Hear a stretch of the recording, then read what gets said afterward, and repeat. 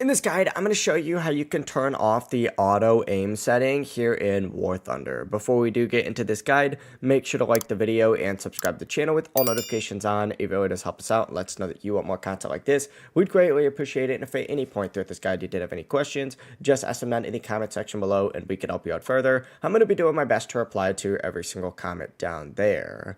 Now, first things first, what you need to do is actually go ahead and go into your settings. So select these little three lines right here and go into controls specifically, not options, but open up controls. It's going to take you to a page that looks something like this, and what you need to look for specifically is going to be your camera control. So for example, on ground vehicles we have this camera control setting right here. Go ahead and select that and just scroll down on here until you see the specific setting for target tracking. It's going to be right here for me. Essentially, you just need to unbind or remove the key that is assigned to it. As long as it's unbinded or unassigned, auto tracking will be disabled. Now, you're going to have to do this for all of these. For example, like helicopter is the exact same one.